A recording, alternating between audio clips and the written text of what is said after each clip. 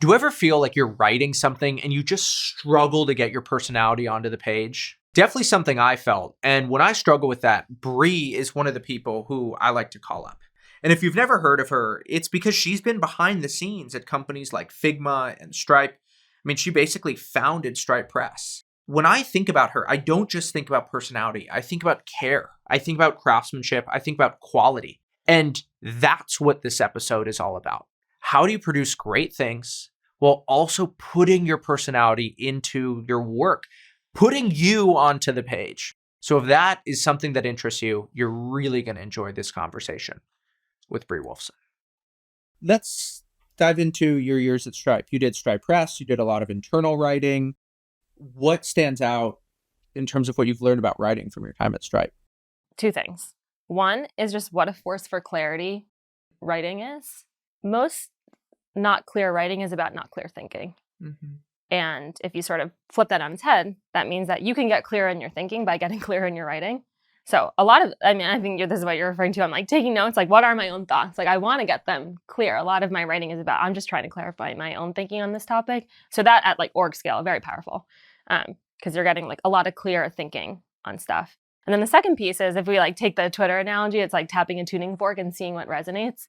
That also on the org level is very powerful because then you have an artifact of ideas and now you don't need to translate them or transfer them through a meeting or a one-on-one conversation. They're actually just available to anyone at the company. This is an amazing force for sort of like cohesion and resonance and sort of org-wide understanding. Not so much for core teams. I think core teams do that naturally, or functional groups that stick together. It's more about the people who are like far away on the other side of the org. All of a sudden they get sort of unfettered access to your ideas and your thinking in your corner. And that's a really good cohesive force.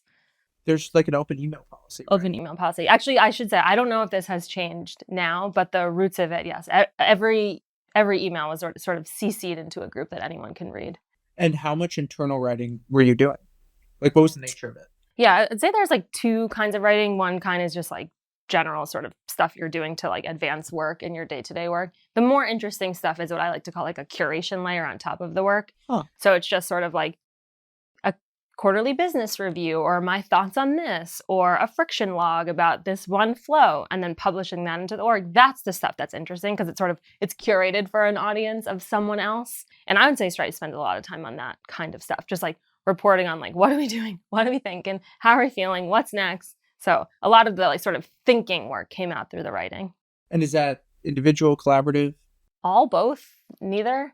Lots of different flavors. I think there's like Stripe's writing culture is like very related to its reading culture. Strong stomachs for reading, which means like strong stomachs for writing. What are the downsides of a writing culture like that? It's kind of the difference between doing like a research survey when you ask people like, what would you do in this scenario versus just observe them in the scenario. So I think you can kind of like pull yourself out of the work and like look down upon it and like judge it and talk about it. And like sometimes actually just doing it is where your answers are. So I think you sort of you can get a weird relationship between thinking and doing. And I would say Stripe was like teetering on maybe like too much thinking sometimes, despite I think externally appearing like we ship very fast. I think internally it felt like there was a lot of contemplation behind the scenes, which maybe is an okay balance. And I think that thing probably shifts over time. But I think you can sort of get over-rotated on thinking or pontificating or predicting. You can argue about ideas when actually like, I think Facebook's got a value that's like code settles arguments or something, where you can like maybe just settle the argument or like the principles friction through just doing the thing and seeing. So yeah, I think there's this relationship between doing and thinking. What's principles friction? You can imagine you have two different ideas and you need to sort of like resolve the principle in order to get the work off the ground. So I'm trying to think of a good example of this. Maybe like speed and quality or something is like the classic trade-off where like, should we move faster or should we like rev this to higher quality? And you can sort of like debate which of those values you want to uphold. But maybe it's better just to like get going and see where you land. Yeah, exactly. Yeah. And tell me about the origins of Stripe Press. How did that happen? The origin of Stripe Press. This is actually a kind of a funny story, I think, where John, Stripe's president, had received a manuscript on his desk as a reader, and this was for what became the first Stripe Press book, Alad's High Growth Handbook. John loved it so much. He was like, every single one of our users should have this. Like, we want to empower any entrepreneur to like do a great job on Stripe. We think this will help them do that. Let's like send this to every customer. So I was charged with the task to turn that into a book that we could get to every customer. So that meant like sourcing paper and finding the book printer and coming up with a design language and selling physical products for the first time, which Stripe had never done before. So it's like all this infrastructure just to get one book sent. And I was like, wow, I think by doing this one book, we've sort of built enough infrastructure. We're like 80% of the way there for the next book. Should we just like try a few others? So I think this is like my great idea. And then it turns out, so Tyler Cohen was one of our first 4 authors. It turns out he and Patrick had been like talking about this Stripe Press idea for a long time. So classic good leadership. They like incept me with an idea. So I think it's mine. But really they had this strategy in mind all along. But yeah, it turned out we did an experiment with 4 books and it turned out to be unbelievably effective in ways we couldn't have even imagined. One in particular that stands out to me is just in terms of our talent brand, like how many people at Stripe said that they joined or got excited to join because of the books. And I think what's great about that is true to Stripe's culture. Stripe, like I said, is a reading culture. It's very cerebral. We're very ideas focused. So it was like, great. If you're attracted to this company because you publish books, you're probably a good fit for the culture.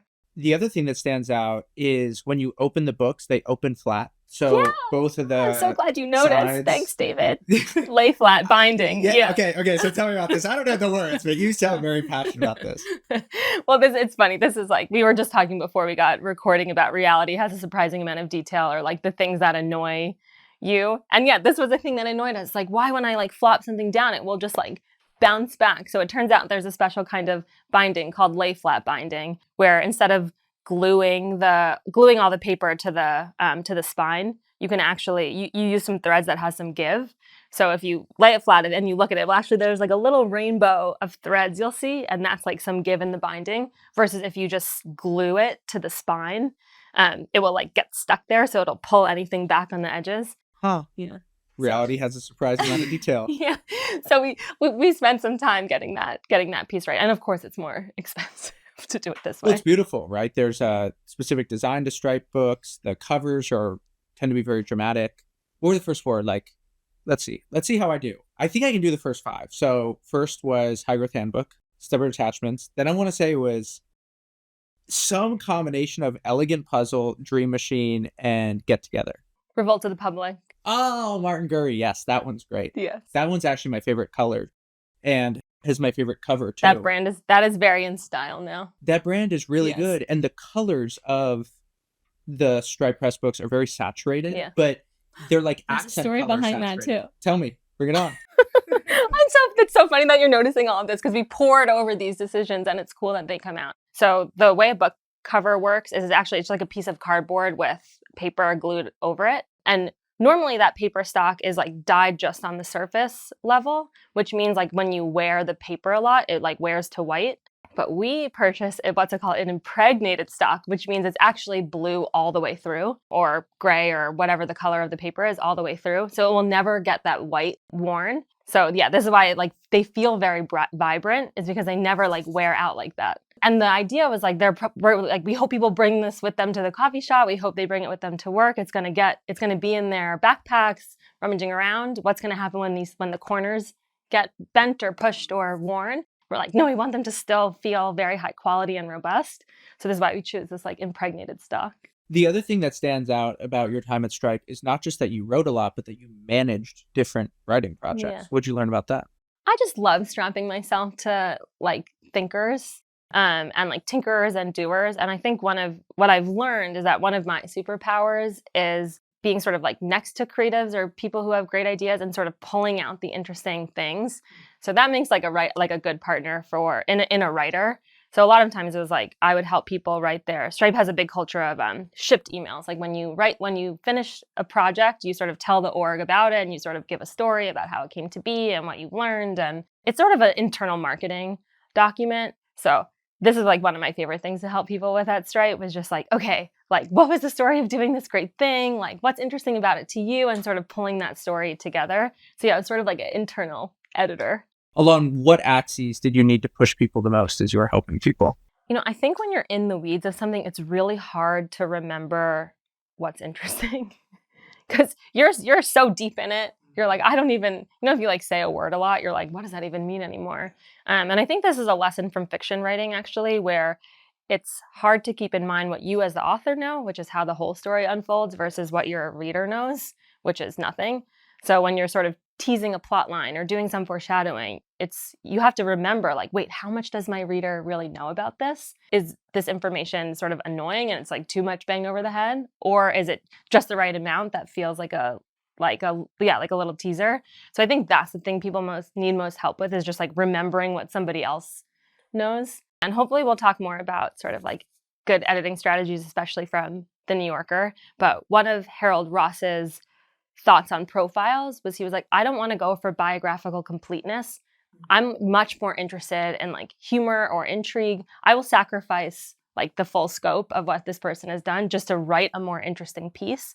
And I think that's actually a lesson for a lot of good writing, is like, we don't need to know everything. Yeah. We just need to know the best bits, like get straight to the edge if you can. And that's really hard to do when you're an expert, especially if you're a practitioner. You're like, I don't want to leave this part out. It's like so core to the thing. It's just like, not memorable. I think that the cardinal mistake that rite of passage students make is trying to write about too much. They just try to torch the earth. And I'm like, don't try to do that. Write about less, write about less, write about less, write about less.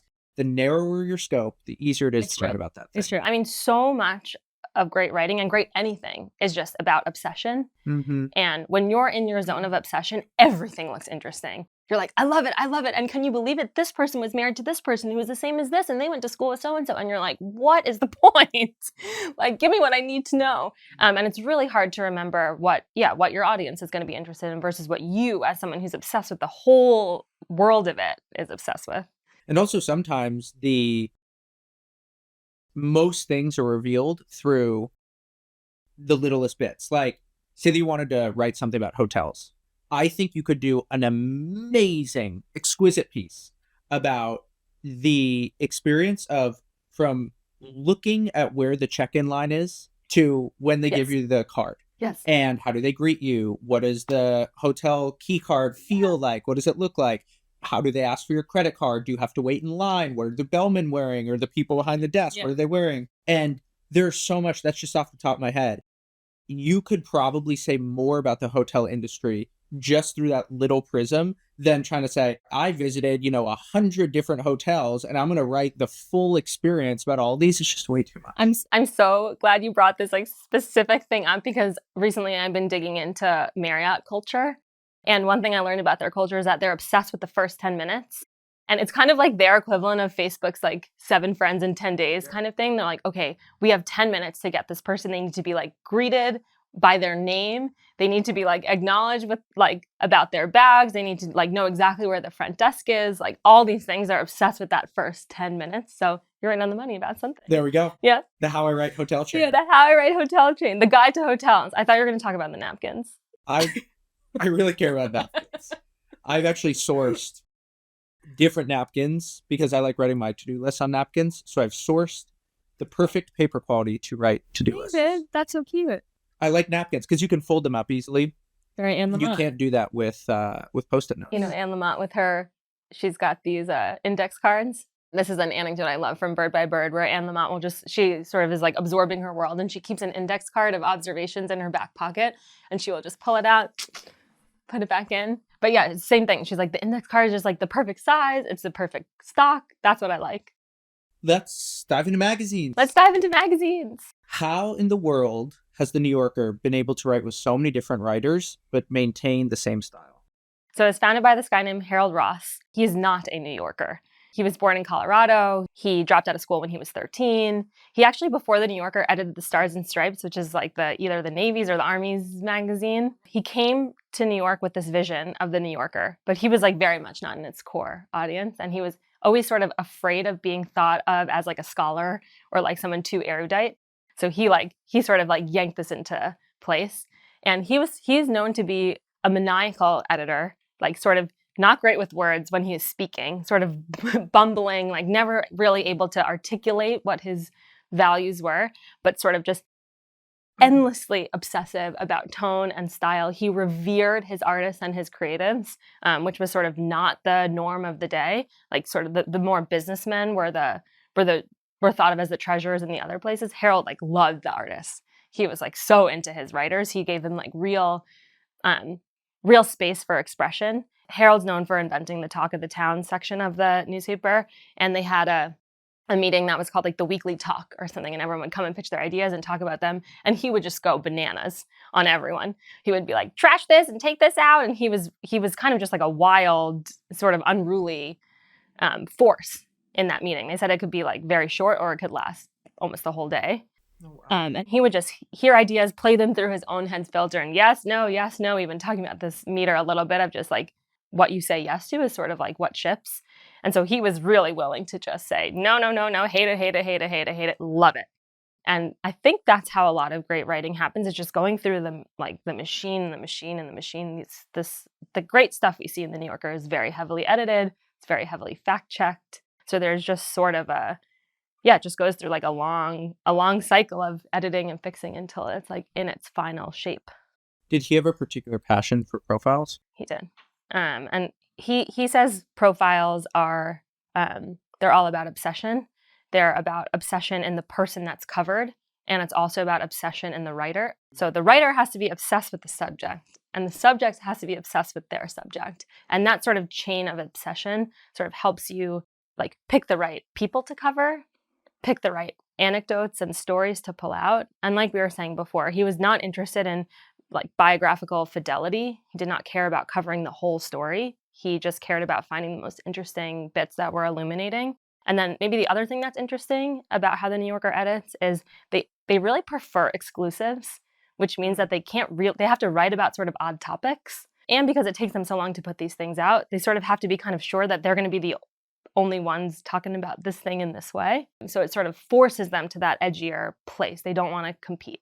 I love profiles. I know. I think that they are just the perfect length. I think biographies are often too long. What I like about a profile is I can sit down and I can read it in one sitting. So my completion rate on profiles is very high. And I still remember my first college internship. It was like a Thursday afternoon, and I went upstairs and I sat down on one of the beanbag chairs and I read the New Yorker profile of Mark Andreessen. Oh, and that's a great one. I remember so vividly how inspired I got. And there's something about the length of a profile that I adore. There's really something to this like 5,000 to 10,000 word profile. It's a classic constraints breed creativity. It's just like, okay, you're never going to tell this person's entire life story. You probably get three great anecdotes. What are they? And I think it really pushes you to find the right stuff. How do you think these profiles are researched? Is it the same? Does it change? I'm learning a little bit about this now. I think some of them that we read has been like years in the making. The steps are really like pick your subject that has its own taste involved. Spend time with this person and like pick up on their quirks and their anecdotes. This is why like almost all profiles start with like, I met this person for lunch at the so-and-so. You're sort of like trying to be in the scene with them. The third is just like, reading and background on them. And then the fourth is just getting the words right to express that thing. And all of those have like deep processes behind them and a lot of rigor. And I think it's just like the alchemy of getting all those things right. It's tough. What are some of the things you've learned about Vanity Fair? Oh man, I love Vanity Fair so much. Okay, I think my favorite thing about Vanity Fair is sort of Tina Brown introduced in the mid 80s when she took over as editor. And she was coming from like a British gossip magazine called Tatler, which for some reason like sounds very British to me. And she introduced this concept of high-low, which is, I think the way she describes it is like, we want like a little bit of Britney Spears and like we want more about public relations in like Ghana or something, but we need like a little bit of Britney Spears too. And in doing so, you sort of elevate the lowbrow stuff and you sort of bring within reach the highbrow stuff. And she's the master at sort of introducing those intermittently so that the magazine is sort of full of surprises and attitude and taste. It's not heavy. So I think about this all the time, this high-low. Like I think about how amazing chefs just love junk food. And it's just like, these snacks are like perfectly engineered to like make my taste buds go bam. Go berserk. Yeah, and chefs just love junk food. It's so funny. It's like when they're done with their shift, like cooking for these Michelin star restaurants, they like want a bag of chips. It's amazing. So I think highbrow or high-low has these qualities too, where like we like get to like sort of titillate our aspirational qualities, but we're also sort of like anchored by the small sort of maybe like trashier stuff that actually is like somewhat juicy and salacious too. So what's the takeaway here? That a brand should run between high and low, or that brand should either be lowbrow or highbrow, or that even the most highbrow people can learn from lowbrow culture? What should I be taking away from this? As with all cultural things, like it's hard to copy someone else's. Like the most brand thing is to just be maximally you. But I think the takeaway is that the uncanny valley between highbrow and lowbrow is like very wide. And that's actually like, that's the worst place to be. And I think this is a lesson for a lot of things. And we talked about this already. It's just like pulling to the extreme is actually like way more interesting. And actually the idea that if I've been thinking a lot about this, like we may be in like the end of earnestness phase. And I think sometimes we just like need a break from like heavy stuff or big feature launches. Like I love when brands are like funny. That's hard to do. And I think it seems like unserious or something. But like we're all people. We like to laugh. We like to like have a joke. Like the New Yorker cartoons, an iconic part of that magazine. And just like a little break from like, you know, where you got pages and pages and like the New Yorker is dense. Like the text is small. And just like, oh, now I get this like cute little break. Fun. Well, this is what is truly exceptional to me about the New Yorker is that they took all these writers, Gladwell and all these other people, and they somehow retained a distinct voice that always hits. Yes. It's magical to me. This was actually true in the beginning too. Harold Ross says this a lot. It was like all about being a talent magnet for the right people. So actually by upholding this like very sort of weird and specific set of standards, the people who wanted to write like that came to him.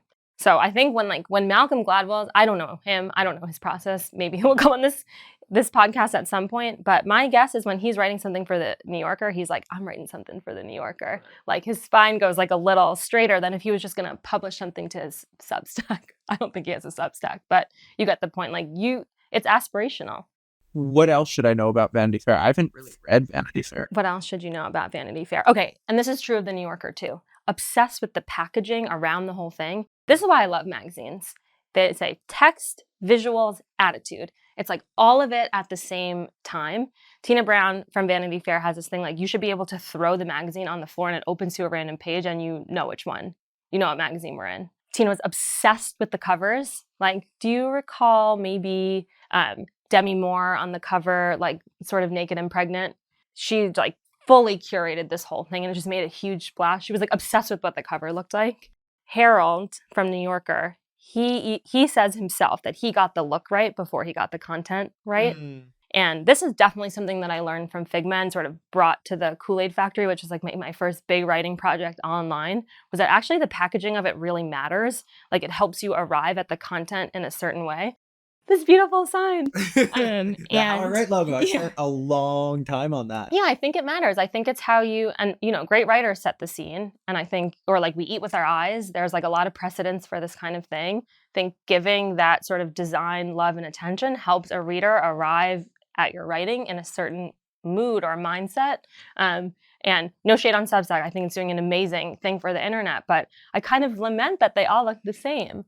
I'm like, what is the wrapper around this thing? Like outside of just the words themselves, which maybe it's nice to have some sort of purity. Just like, how should I feel when I show up here? Certainly different if I'm reading like a theology Substack versus, a funny one versus a profile versus something else. I want the look. One of the things that I find is sometimes in the editing process, I can reduce my personality in the name of perfection. Mm-hmm. And I've really been trying to counter that instinct. I think this is Chris Sacca who said this. I don't know. But I think it's like, be your authentically weird self. Like, that's why your friends love you. Like, that's why your reader will love you. It's just like, because you're kind of weird. So I try to like pull those out if I can remember. Yeah, and having a compass towards that weirdness. Like you're talking about the New Yorker profiles. They want to do something in a way that hasn't been done before. You want to write things in a way that's like, where's that coming from? And even a lot of what we admire about other people is like these funny catchphrases that almost are like, where'd you come up with that? Yeah, totally. Because it has, we're inundated with so much volume of everything. Like, what will cut across? What is inertia not doing? Like, that's what's memorable. That's what's interesting. And that's the thing that's so hard to write because it seems weird and it looks weird. And you're like, I like this. Is anyone else going to like it? I don't really know. It's sort of off in some way. But I try to, what we were saying before about turning the dial up on like the inner voice. Like to me, writing is very much just like a practice in listening to myself and like trying to put the microphone close to things that I think like should get more attention. And we were talking about this last night, that in periods where I am low belief in myself, I don't want to write because I don't like trust that inner voice as much. It doesn't seem as believable or reliable or as interesting to me. And I think that's a sign that, it goes both ways. Like when I'm not feeling myself, I don't want to write because I don't want to listen to the inner voice, and it's sort of like a cycle. But I do think there's something there about like trying to like do those self scans and understand like what is going on in here. Yeah, the analogy that's coming to mind for me is, when you're at the doctor's office and they take that thing and they like make it touch your chest or something, and the doctor's like, I'm gonna listen to you breathe now. And I'm like, what? And I've never used one of those, so who knows if it even works. But then they're like, okay, everything sounds good. Now take a deep breath. Yeah. And I'm like, okay. But that's sort of, you're talking about putting the microphone to your inner voice. Yeah. That's the analogy that's coming. Yeah, I think that's right. It's just like my like insides are making some noise and I just need to hear what they're saying. There's probably a bad interpretation of that too. But it's funny, my partner is a neuroscientist, and he does computational neuroscience. And an analogy that he uses is like, imagine all of our neurons are in like a loud, noisy stadium. And what we used to be able to do in recording, so like reading out from neurons, is we would like hold the microphone above the stadium. So we would sort of get like the collective sound of like what all the neurons are making. And slowly with advances in technology, we can actually bring the microphone down to like individual people and hear the individual conversations. And I think that's what I'm like, that is a version of what I'm saying when holding the microphone to my like inner voice, which is like, okay, I'm feeling like anxious, or like when someone's talking to me about like leaning out of work, I'm feeling grumpy. Like what's going on in there? Like I want to know, I want to unpack it. So I'm just like slowly lowering the mic so I can get to like the real stuff. What have you found in your editing process for things that work? You talk about redlining and other things like that. Yeah. Editing. Why do you say editing? Because I remember my high school lit teacher was like, great writers edit 8 times more than they write. And I was like, those people sound very inefficient. To me, I was, and they don't sound like very good writers. That was like how that landed on me. It was like, I don't think those people are very good. And then I used to also have this like meme in my head of the percentage of things that were in first draft to final draft. Like I wanted that to be as high as possible. And now I'm like at 0%, like first draft to last draft most of the time. So the editing process is like really, it's the whole thing for me. And I would say the parts of the editing process that like might be interesting to others is one, just like an enthusiasm for editing. Like I'm just like, yes, I want to be edited. I want to be resonant. And in order to be resonant, I need to like bounce this off many other people. So my editing process is very much in person versus like getting comments in a doc. Another thing I do in my editing process is I have a doc called Darlings. And it's because sometimes I fall in love with a paragraph or the way I said something, but it just no longer has a place. And I don't want to kill them. So I put them in the Darlings doc. And like every now and then I'll go and read it, and that's sort of like some kind of pump up mechanism. But I like having a place for cut stuff to go. Another thing I do in editing is I will read the writing into a recorder, and then I will play it back to myself. And this is part of like that doesn't sound like you. Something about saying it with words instead of just reading it on the page and like translating into my head is really helpful. Wait, hold on. So you read it out loud? Yeah, I record myself. And then you listen to it back? Yeah. And you feel like you get different things from the reciting versus the listening? Yeah, both. I'm just like, this feels weird coming out of my mouth, or this feels weird hearing it, doesn't sound like you. And I think my style is awfully lyrical. So it's sort of, that helps. Just hearing how it sounds. Or like if I'm getting like stuck saying it, I'm like, there's probably something wrong with the text. You do that too, don't you? A version of it? You like say it out loud or something? Or yeah, towards the end, I'll sometimes do that. In the final draft, just talking out loud, you do get a lot from it, but I've never spoken and recorded it and then listened to it. I want to try doing that. It's a little crazy, but it works for me. It helps me stay in the authentic place. An experience I had growing up as an athlete is like always watching tape So you like playing a game and then your coach sits you down and you have to like watch yourself be like too slow to the ball or like not shooting on time or like making the wrong decision. You are just constantly watching yourself at work. When I worked in sales, we would like record ourselves doing the pitch and like meticulously critique. I think I have a real comfort with that, like a real comfort with like being coached, being critiqued. And I think there's something about finding a way to watch tape of yourself, whether that's in meetings or just like reading your own text, that's like in the critique taste self-editing zone, that's like worth trying to cultivate. So I think that's like part of the enthusiasm of being edited is just like getting comfortable being critiqued.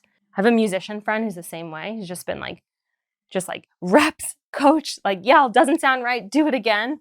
And like having that, the energy to do those reps and to like elevate the thing is, that's only going to come from inside you. But I think you can like get practiced at that thing. How much of it do you think is watching game film versus the coaching? I think the combo is helpful. Like someone who knows what great looks like, and that person can be you. It's just like, it's so hard to see the right pass in the middle of the soccer game. Mm-hmm. But when you watch it on tape, you're like, they were wide open. I can't believe I missed them. Uh-huh. And then next time you're like, the head on the swivel. That's the soccer word. You're just like, keep your head on the swivel. And you're just like, I'm so crushed. I like missed the game-winning pass. Like you really pay for it. And then when you see it from bird's eye view, you like, that's like inherently obvious. But like having the coach there to like help remind you, let's watch tape. This is what good looks like. Did you miss, So I think some mentorship in that regard is helpful. Another thing that this isn't like quite editing, but in periods when I'm writing a lot, I'm also reading a lot. Like there's something about the loop of like taking good words in and like also producing them. And I heard you mention this on another podcast with someone that you have someone in your life that memorizes scripture and you feel like he has like a deeper. I do. I memorize a ton of scripture. Yeah. So I also I have like paragraphs that sort of live in my head that I just like, I've read them 1,000 times because I just like love how they sound. And I think this is like all part of the process like of the poetry of it. I want to hear it. I want it to be sing-songy. I want it to like be music. Yes. I have a note in my Evernote that is just my favorite paragraphs. Yeah. And then what I'll do if I'm feeling, there's something off with this, I'll just go back in there and I'll say, okay, what's going on here? Why? What do I like about the vibe of these ones that I'm not getting in that? And the thing is, I think that there's certain emotions that I find it hard to capture in writing that are totally part of me. And I think that there's a sort of a sweetness and a melancholy that I can get when I'm just talking to somebody or out and about. Whereas like writing really activates the like logical, factual, but there's just certain things that I'm like, I sort of have to work for certain parts of my personality in writing. Same thing for me happens when I translate from my brain into my hand. Is it like, it comes out kind of like in a teacher voice or something where I'm like trying to be like, I don't know, be like really explicative or something, or like I'm really trying to explain. It's annoying. And I have to sort of pull it back.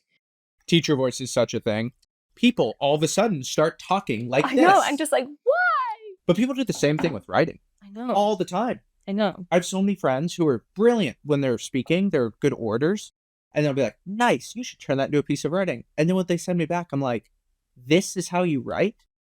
And it's timid and it's fearful and there's no humanity behind it. I'm like, you're not being a human being. You're giving me an assemblage of facts and figures. And that's not what I want. Maybe this is like another good editing tip. And this comes from a straight practice too. I really try to imagine a person reading it that I want to. Not like people, not like a B2B marketer at such and such, like a specific person, like with a face. So that's like another part of editing that I think helps with this human thing. Like if I was across the table from Stuart Brand, for some reason he is one I think of a lot. If I'm across the table from Stuart Brand, like, am I going to get that twinkle in the eye or is he going to be snooze? What's good about Stuart Brand as a person to write for? I think he's smart and he's funky. Funky. That's a great word. Yeah, That's funky. A great word. He's a cool guy. And he's seen a lot of ideas. He's high-low, I think. You know what's underrated? What? Why'd you do that? Because I like it. Yeah. It's super underrated. Totally. Because I like it. Because if you don't trust that, you end up with this regression to the mean. Yes. George Saunders says, like, the mark of good writing is someone wants to read the next sentence. It's just like, yeah, what's going to make me lean in? Like, because you like it, because you want to. That's the only way. And that funkiness, because it is the antidote to that homogeneity that is so common. And, you talk about reading a lot. I think that you need to be careful about the influences that you're pulling from and moving towards funkiness, or just things that certain writers do that you want to emulate and bring into your own work. The hard part then is how to do that in a way that's real and authentic and not some sort of fabrication of other people's writing. I was reading something the other day and somebody had tried to do a joke and it was not funny. And I said, that joke's not funny. And she was like, but I'm trying to pull from here. And I was like, but look, it doesn't feel like you. And it's sort of like early on when you're trying something, like I learned this when I was playing tennis. You sort of start and you're trying to emulate what's right, but you still look ridiculous. And over time, people who are very good at tennis, they look very natural as they're doing it. And the same thing happens in writing. You're kind of like trying to emulate that thing or this thing, and it's just not landing. And over time, there's a fluidity that emerges. It's true. We were talking this morning about how writing is not really about like the words itself. Like that's not what I land on. It's just like, how do you tap into like the place or the vibe? So I think reading things with like the vibe you like can like help yank you. But I think, there's something to just like copy pasting stuff that is just never gonna stick. Yeah. You want to hear something funny? One of my biggest inspirations for writing that I've seen recently was I went to stay with some friends and they live in Opelika, Alabama. Okay. And I went to stay with them. And the wife of my friend, she said, hey, you're coming in. And she like takes pride in being a tremendous hostess. And she sent me the most well-written, warm, caring, what do you call it? A questionnaire about my preferences. How do you like the pillows on your bed? That's hard, so soft. sweet. How many do you like? What sort of drinks do you like? Are you this was the best. When you wake up in the morning, are you like woo, let's get up? Are you like, don't talk to me for 3 hours? Great kind of question. person? And the vibe of the way it was written, I felt like she was sitting right next to me and she was laughing at the top of her lungs. And it like, that vibe just like swept through the questionnaire. And I was like, for inspiration, that is such a well-written questionnaire. That's so sweet. And there's like a real lesson in there about caring about your reader or like your audience. And this is like kind of to the similar point of like having a single person that you're writing for. Something I like bemoan about a flavor of writing, and I think there's like maybe more of it today, is just like this like kind of view from nowhere. And I think it became pretty cool to be like, I'm writing for an audience of one, me. And I think that's actually like a noble place to start, is just like, what sounds good to me? What do I like? And then I think like the next level of writing is just like, what is in here for my reader? Like, what question am I answering for them? Like, what am I helping them see that nobody else can help them see? But just like a real care for the person who's on the other end of the page.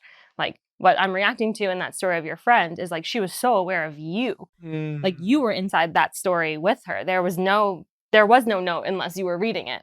It'd be purposeless. So I think that like relationship between writer and reader, you just like cannot forget it. Tell me about this view from nowhere. You're writing to an abstract audience, is Yes, what you're exactly. saying? To no one in particular.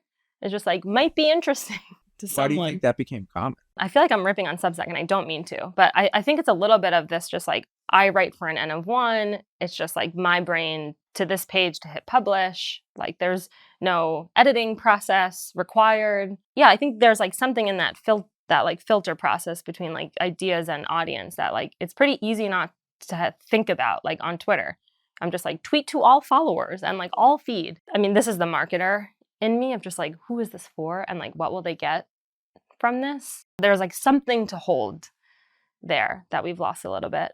You know what validates this is how many great books going back 100, 200, 300 years are just letters from one person to another. Like Rilke wrote letters to a young poet. And they're beautiful. Yeah. That Wallace Stegner book, Angle of Repose. I haven't heard of it. Oh man, same thing. It's based on letters. They're so nice. Yeah, they're so nice. They're so intimate. Yeah, they're so intimate. Yeah, they're just, we keep saying this, like slice of life, the small things, like the real inner parts. I think it's like pretty easy to do teacher voice if you're like, I'm speaking to an auditorium of people. There's so much distance between reader and writer. I'm just like, I think the act of pulling them together is you just like have to imagine someone who's real, not like someone on the other side of their computer faceless, but like a real person. And I will say this is like a beautiful thing about writing on the internet is like the people that come to you after into your inbox. And that's all done privately. I guess Substack did just release DMs, which I saw someone cheekily was like, Substack's got a dating network now. But yeah, like I've met amazing people in Twitter DMs or something in response to pieces, like cultivating that like deeper relationship between reader. I think you have to like hold them while you write. We're going to cue some trumpets. Iconic idea here. Iconic idea here. We have to talk about your taste piece. Oh yeah. Because this is the section of the show. Out of all the things you've written, this is my favorite. And I think we can spend some time here talking about taste. How you wrote it is where I want to start. Because you wrote this out of a lot of conversations with people, right? I did. Yeah, I was like, what was like the seedling that was like, you really need to spring on this now? And to set the stage at the time, I was like, yeah, doing a lot of company consulting. And I was having a meal with a CEO of a company. And he said that he has taste in his hiring criteria. And I was like, amazing. What a cool thing. The way he arrived at getting taste in the hiring criteria is he had a recent experience where somebody executed perfectly on the spec and like still somehow got to the wrong implementation. And I think it was like about implementing some kind of like candidate tracking software or something. It was just like, I feel like it was like the wrong choice. There was like, it hit all the things, but there was like no taste. It was like no real understanding of the experience. So we like put it in our hiring criteria. Like we want taste now. And I was like, yes, amazing. We love taste. Like surely if we're going to hire on it, you've like defined it. And he was like, not really.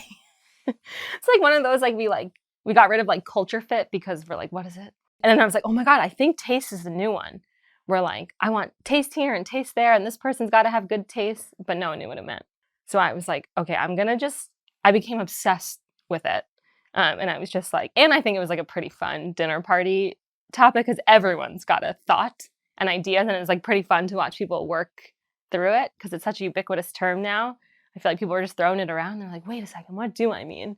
So anyway, it was just like, it was sort of a fun collective curation kind of thing.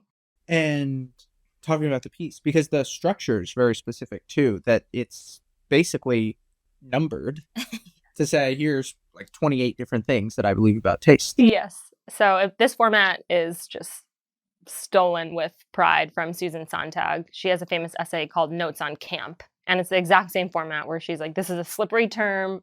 I don't really know what it means. If I try to force it into the structure of some like narrative that makes sense, I won't be able to do it. So here's just like some thoughts on this term. So I copied that format for the taste piece because I think it had the same quality. It was like so slippery, the phrase. I didn't want to flatten it, but I didn't want to miss the whole point, which was to like give us a way to think and talk about what it is. So yeah, I'll credit my friend Molly Miko with this idea. She was like, we've got to write it like Notes on Camp. And then the editor that I was working with at Arena, whose blog we published it on, she was incredible. She was just like, I probably started out with like 50 and she was like, girl, we got to get to the good stuff. So she was just sort of like a relentless curator with me and like picking like what are the great ideas. And something that was actually freeing about the format is because they were numbered, it was pretty easy to pull out like, this is not the core thing. This is not the core thing. How do you go about cultivating your taste? Fran Lebowitz has this concept that I think is really awesome, which is that the reason theater was so good in the 70s was that the audience had high expectations. And she calls this connoisseurship. She was like, the people coming, they needed something good. So like all the artists had to deliver. And I think I'm like a good like critic or watcher or reader. Like how you are with the striped press books. You're like, I noticed the paper and I noticed the lay flat. Like I appreciate it. So like when people do it, I like love it. So I think I'm a good consumer. Like when I watch TV, I like want to talk about the episode with everybody and like what I saw and noticed and the allegory and the colors. And so I think I'm I try to be a good consumer. Like really think about what I'm ingesting. One of the things that I think is very important in training your taste is recognizing what you love and what you hate, yes, and being okay with what you love and what you hate being different and decorrelated with what you are supposed to love and hate. Yes, very much so. This is like, I guess this is going to be the meme of the whole thing, is just listening to what's going on inside you. But this is in the taste piece too, but this idea comes from George Saunders, where just like putting like a positive or negative meter on like everything and just being like, I like this, I don't like this, I like this, I don't like this, and just like continuing to just watch how you like and how you feel, and just picking a few lanes to do that in. I think it's just too exhausting to have that for everything, and I think it would make you like quite annoying.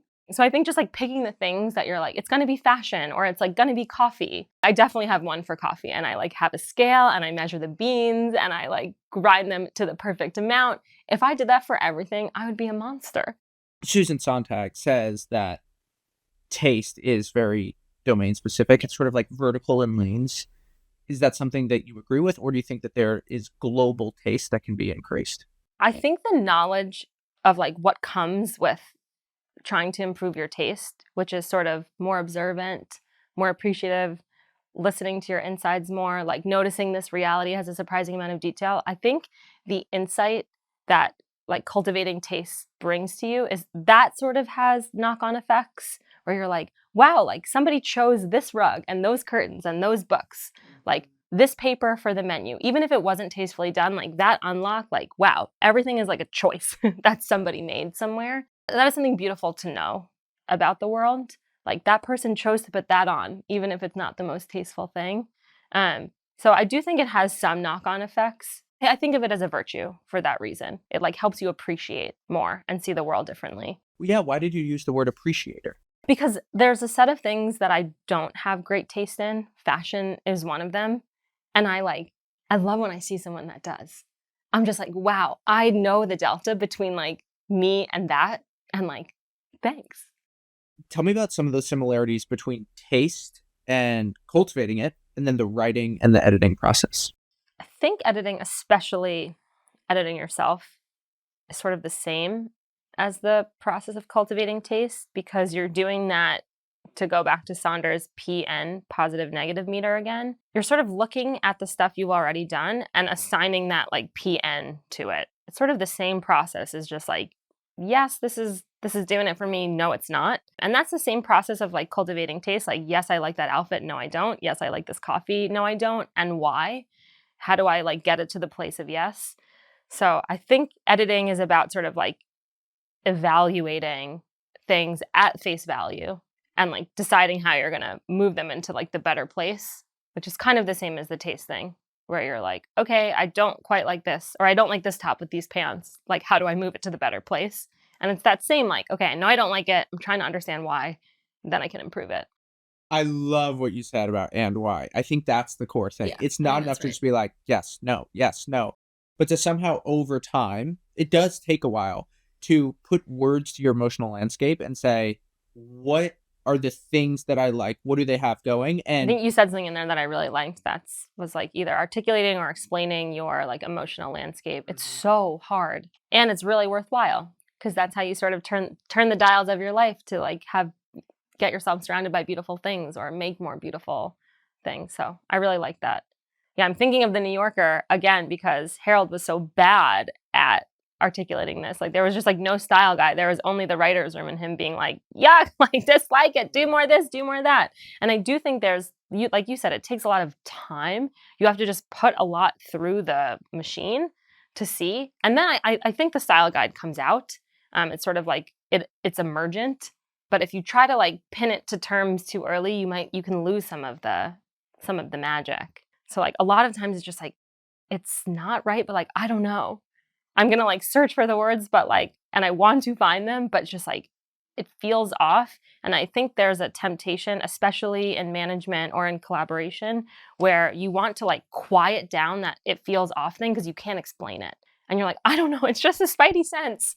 But like, that's going to make me sound ridiculous in this meeting. If I'm like, I don't think we should hire this person because my spidey sense, that's like completely inappropriate. So we like, a lot of times we'll turn that part of our, like that little quiet, like me, something's not working. We like turn it off at work because we're like, I don't know, I can't explain it. But I think it's like important to try to like start listening to it. And like you said, trying to put language around it. yeah, you made me think of a good writing prompt when you use the word emergent. And one thing to ask yourself is, okay, I've spent some time in this area of the world, in my work, in a project. what are some of the words and phrases that I've developed over the course of experience that I only saw by really zooming into reality? And now let me write about that. Yep. And I think this is a great part about having writing as a practice in my life. Like, I write a lot that I will never publish, I don't even think of publishing. It's just to like understand myself. And occasionally these like Mimi things or like a thread I want to pull comes out. But I think it's just a great practice to sort of, put words around what's going on. What are some of the strange places that you've looked to cultivate taste for your own writing or to maybe even pull inspiration? For example, I think Captain Underpants is genius. Absolutely genius. You pick it up, you look at it, it's funny, it's playful, it's like got a good mix of like words and images, and even just the name Captain Underpants is hilarious, right? You get this whole image in your head, and kids just sort of fly through it. I'm like, hey, what's going on there? All this to say, I think it's really easy to be like, well, I write about this thing, so I'm going to, take inspiration from these people, these other highbrow people. Like, how about like the most lowbrow stuff all over the place that then you can pull in because it's very human and relatable? Yes. That's a great example. I definitely like appreciate more children's or like YA text than I would expect along these lines. And like, there's something like so simple about it that I really like. Maybe this is like less on the topic, but something I'm terrible with is like naming in general. I think I'm like really good with the long version of the idea. I'm like pretty bad at like the name of it or like the Mimi phrase for it. And weirdly, I think sometimes science like gets this like really right. So I try to like, lately I've been reading a lot about NASA and like amazing naming. Like all the missions have great names, all like the robots have great names. They're like so aspirational. So anyway, that's like been an example of something I'm like, okay, I think we have something to learn from science. Oh, this was another one I came across recently. The American Heart Association's periodical is called The Circulation.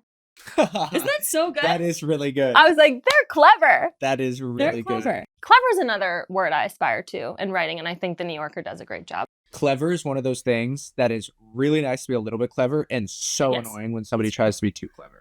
The best pieces for me come from trying to like say something true about my experience, or I'm trying to understand something about what's going on. So I'm trying to get to some kind of truth there too. And I think I just have to like keep banging until I feel like that's right. I tried having a Substack where I publish regularly to it for a while. It just did not work for me because I couldn't give it that time, and then I wasn't proud of what I produced. So I think it's just being willing to put a lot of time into things, like enthusiasm about being edited. Just like I want people's feedback. I cannot publish anything without it. I like want everyone to help me make it better. And then some of these like little tricks around recording to myself or whatever. Like I want it to feel true. And because my bar is just honest or like true, I cannot stop. I mean, it's completely all consuming. Like when I'm writing a piece, I don't run with headphones because the thoughts are so active. Really? Yeah. I'm just like constantly reciting, not that word. So there's a mania involved, I think. Other people are such a big part of my writing process. I think something I've learned over the years is sort of who to go to. You need an editor that's on your side. You need like sort of the yes and, which a good writer will intuit as like no to all this other stuff. And something I've noticed in editors is there's like the critics and the curmudgeons. The curmudgeons hate everything. Everything is trash. Everything is garbage. Everything must go. Nothing is good enough for their discerning eye. And that is exhausting. And it is also a fool's errand.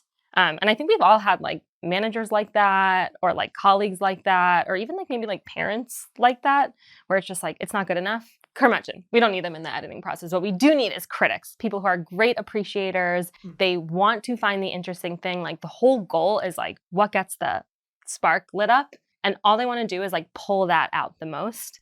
And that's who I like. I don't want the curmudgeons. It's too exhausting.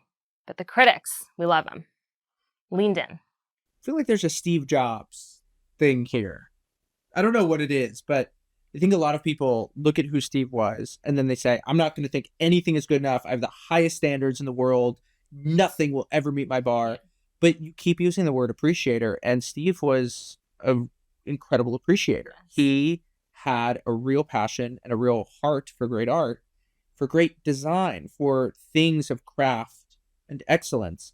And when he saw it, he was able to say, that's good. Yes. Yeah. I think like the thing with their curmudgeons is it's never good enough, actually. There's no examples of it being great.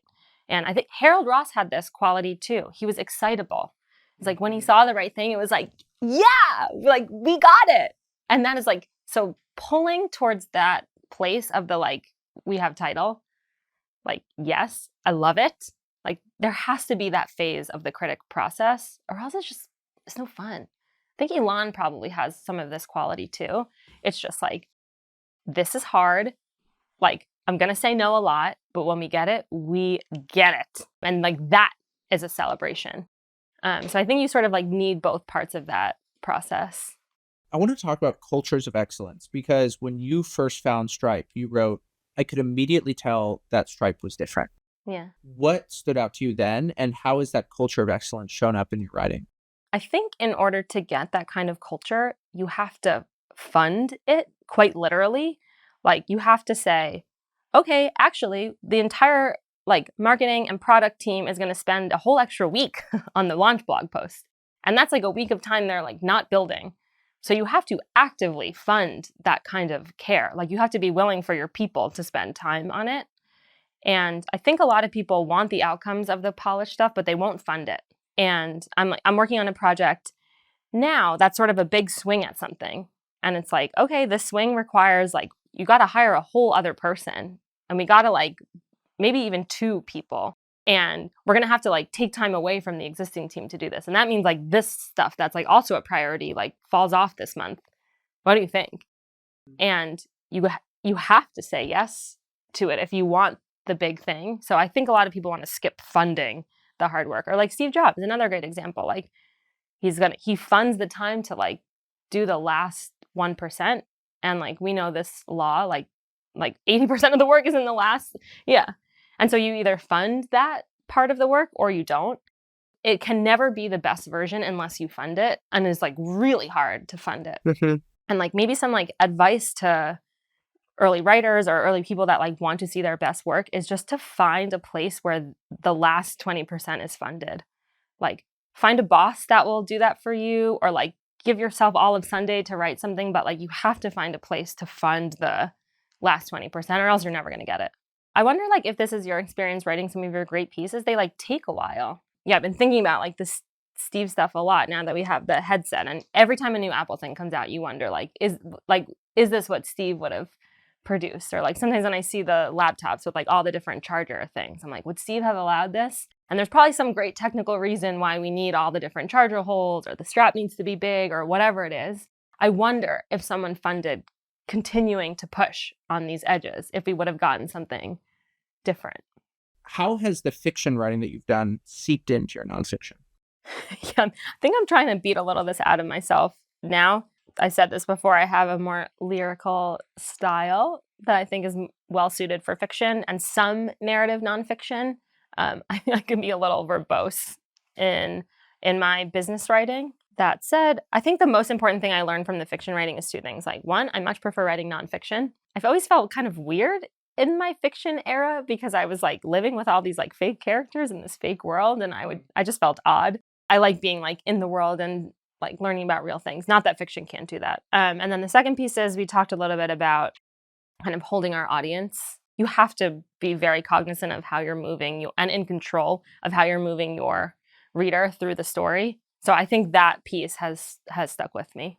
The thing that I would posit is that there's a lot of life in your writing, and I wonder how much of that comes from fiction. Yeah, I think so. Like world building and building up characters. Like I'm interested in that piece of writing. You know what also writing my novels taught me is that I could do a big thing all by myself. Oh. A lot of our work is just collaborative, and you never really know what your individual contribution is. It's hard to map with, like, I wrote every word in that book. Right. And I like spent all my days and all my nights thinking and developing that story. And I like, what's in there is like really mine. There's of course help along the way, but that was my first big project that I did by myself. One of my favorite Brieisms is, I want to get it right. Okay. Not even a simple message can survive a game of telephone. Oh my God, speaking of things that I poured over for way too long, this, maybe you recognize it. This is from the application to Tyler's Emergent Ventures program. So the question is, what is a consensus view that you agree with? Which is weirdly harder than feeling contrarian. So this was my answer. Not even a simple message can survive a game of telephone. And it's true. I have a much, much younger sister. So we used to play telephone with her a lot. And I mean, it is truly funny that even a simple phrase, and even without like a 5-year-old involved, it's really hard. And that applies to writing because you have to write things down so that writing keeps things stable, steady, and concrete or something. Yeah, it codifies the idea. The other thing I think about writing is just trying to produce a lot. I've been talking a lot about how I like pour over everything and edit a ton. And I'm trying to channel a little bit more of this energy that just like producing a lot actually helps you get to the best stuff. Probably means you have to throw a lot out too. But Seinfeld again has this quote in the same interview where he says it's just a matter of tonnage. Like you're just like producing a lot, saying no to a lot, but the stuff that's left is great. Yep. And then sort of like another thing in conflict of this that I've been thinking a lot about is my colleague, Patrick O'Shaughnessy is always like, if it works fast. And just like if it's flowing, it's flowing, like get it out. I think Morgan Housel said this on the podcast too. It's just like, he knows when it's flowing and then he just like lets it rip and move on. But I think I resonate more with the sort of comedian's way, just like writing a quadrillion jokes, performing them on stage, refining them, getting them right. But like there's just a sheer volume of words like that. You just have to go through the sludge to find like the magic kernels. The sludge. I know, the sludge. David and I were walking last night and a friend who's working on a piece texted me, writing is pain. It was like at like the perfect moment. It's just like, it is pain. It is the sludge just getting junk and junk and junk out there. And it's funny because my median second when I'm writing is, I am doing such a bad job.